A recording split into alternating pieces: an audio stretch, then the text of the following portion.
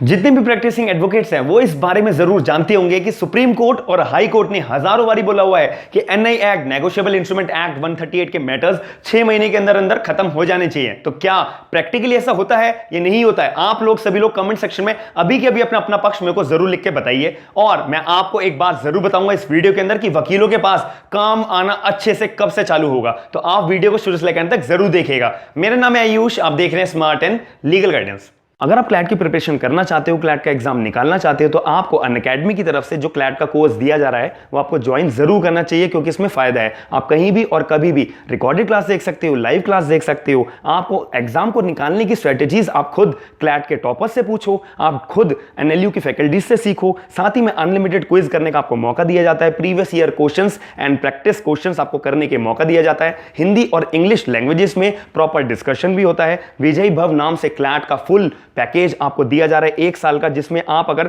CLAT 2022 की planning कर रहे हो तो आपको ये कोर्स ज्वाइन जरूर करना चाहिए। हिंदी लैंग्वेज में इवनिंग बैच चलेगा, जिसमें आपको English, legal reasoning, quantitative techniques, logical reasoning, current affairs और जीके आपको प्रोवाइड कराए जाएंगे। जस्टिस 1.0 के नाम से एक दूसरा बैच चालू हो रहा है अनअकैडमी पे 2023 के लिए। अगर आप प्लान कर रहे हो, इवनिंग बैच चलेगा इंग्लिश और हिंदी दोनों लैंग्वेजेस में, जिसमें सेम आपको quantitative aptitude, logical reasoning, legal aptitude, English, general awareness और आपको स्ट्रेटेजीज भी सिखाई जाएंगी। डिस्कशन होगा कि आपको एग्जाम कैसे क्रैक करना है। रैंकर्स बैच भी 30 डेज का हिंदी और इंग्लिश लैंग्वेजेस में आपका लॉन्च हो रहा है 2 जुलाई से। आपको ये भी ज्वाइन करना चाहिए। साथ ही में national mock test series CLAT के 2021 के लिए भी एक बैच चालू हो रहा है 2 जुलाई से। आपको इवनिंग बैच मिलेगा, इंग्लिश या हिंदी लैंग्वेजेस में आप करना चाहते हो आप कर सकते हो। 30 डेज का पूरा प्रॉपर बैच चलेगा। अगर फाइनली आप प्लान करना ही चाहते हो तो 3 महीने के साथ आपको 1 मंथ फ्री मिलेगा, 12 महीने के साथ 2 मंथ्स फ्री मिलेगा, 24 मंथ्स 24 महीने के साथ आपको 3 महीने का 3 मंथ्स का फ्री मिलेगा। और आपको पहली बात ध्यान रखनी है कि प्राइजेस बढ़ने वाले हैं क्लैट के कोर्स के लिए, तो आप जल्दी से जल्दी जितना जल्दी हो सके अपने प्लान को बुक करो। और साथ ही में हर रोज 6 बजे 30 मिनट्स 30 क्वेश्चंस आपको 30 मार्क्स के दिए जाते हैं, आप वो भी ज्वाइन हो सकते हो। चैंपियनशिप मॉक फॉर क्लैट 2021 के लिए भी आप ज्वाइन कर सकते हो, ट्राई कर सकते हो। स्कॉलरशिप पाने का आप ट्राई कर सकते हो। साथ ही में आपकी स्क्रीन के ऊपर प्राइजेस शो हो रहे हैं। डिस्काउंट के लिए एडिशनल 10% के लिए आपको कोड यूज करना है SLG10 का। सबसे पहली बात आती है कि नेगोशिएबल इंस्ट्रूमेंट एक्ट के बारे में अगर मैं बात करूं, जो 138 के मैटर्स होते हैं वो सबसे ज्यादा परेशान करने वाले होते हैं, सबसे ज्यादा डीले होते हैं। क्यों होते हैं? अब इसके अंदर आपको एक बात जानने वाली है कि अगर आप कोई भी मैटर फाइल करते हो कोर्ट के अंदर, 138 का मैटर आप कोई भी कोर्ट के अंदर फाइल करते हो, तो आपको डेट कितने की दी जाती है? 4 महीने, 5 महीने, 6 महीने। तो यहां पर गलत बात है या नहीं है? ऐसे सोसाइटी में इमेज किया जा रही है कि एक तो भाई एनआई एक्ट का मैटर है, पार्टी जो है परेशान है, उसको कोई रेमेडी नहीं मिल रही, ऊपर से इतना ज्यादा डिले हो रहा है, वर्क परफॉर्मेंस जो है वो बहुत ज्यादा डिले हो रहा है। तो क्या एक सोसाइटी में इमेज आएगी ऐसी कि यार एनआई एक्ट का तो मैटर फाइल करना बेकार है, यहां पे एक तो डिले इतना होता है और डिले होने के साथ में हमारा पैसा इतना खर्च हो जाता है जितने की हमें रेमेडी नहीं मिलती। तो क्या ऐसे केसेस कोई फाइल करने आएगा वकीलों के पास? क्या ऐसा काम आएगा या नहीं आएगा? आपका क्या राय है? आप मेरे को कमेंट सेक्शन में इसके बारे में भी जरूर बताओ। दूसरी बात इसके अंदर आती है कि यहां पे एक जुडिशरी के वर्क परफॉर्मेंस के ऊपर कोई सवाल उठता है या नहीं उठता है कि 4, 5, 6 महीने तक की तारीखें क्यों मिल रही है? यानी कि 1 साल में सिर्फ 2 हियरिंग,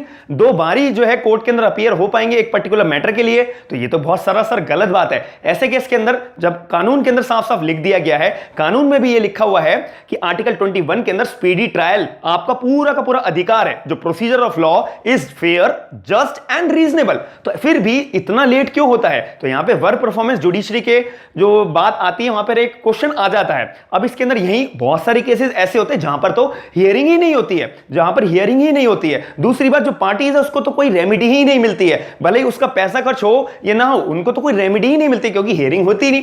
तो अब इस केस के अंदर वकीलों के पास काम आएगा? बिल्कुल भी नहीं आएगा। वकीलों को बहुत ज्यादा स्ट्रगल करना पड़ेगा अपनी लाइफ के अंदर, अपने कैरियर के अंदर। अब यही दूसरी बात आ जाती है, कोई ऐसे जस्साम है जो सारे का सारे जो नेगोशिएबल इंस्ट्रूमेंट एक्ट के मैटर्स हैं, 138 के मैटर्स हैं, वो सिर्फ और सिर्फ 45 डेज के अंदर ही सुनकर खत्म कर रहे हैं। भले ही आप हारो जीतो, आपका जो भी मैटर है या आपको अपील में जाना है आप अपील में जाओ, जज साहब जो है वो तो कानून के मुताबिक 45 डेज के अंदर काम कर रहे हैं, केसेस को सॉल्व कर रहे हैं। अब इस केस के अंदर जो है जो जुडिशरी का वर्क परफॉर्मेंस है उसकी तारीफ होगी, बहुत ज्यादा तारीफ होगी कि जो जुडिशरी का वर्क परफॉर्मेंस है वो लिमिटेशन पीरियड के दायरे में काम करा जा रहा है। कानून के मुताबिक 45 डेज के अंदर it's legal to conclude the case within 45 days. तो जज साहब अगर कर रहे हैं तो बहुत तारीफ वाली बात है। अब इसके अंदर एडवोकेट्स के स्किल्स के ऊपर बात आती है कि एडवोकेट्स अपने पक्ष को कैसे कोर्ट के अंदर पेश कर रहे हैं और अपने क्लाइंट को जिता रहे हैं। अब इसके अंदर बात आती है कि सोसाइटी में एक अच्छी इमेज आएगी या नहीं आएगी, कि यार हमारा जो एनआईए एक्ट का मैटर है वो तो बहुत जल्दी सॉल्व हो गया, जो जज साहब थे वो तो बहुत अच्छे से इफेक्टिवली तौर पे काम करने लगे थे, जो हमारे एडवोकेट साहब थे उन्होंने हमारा मैटर बहुत जल्दी खत्म करवा दिया। तो यहां पर सोसाइटी के अंदर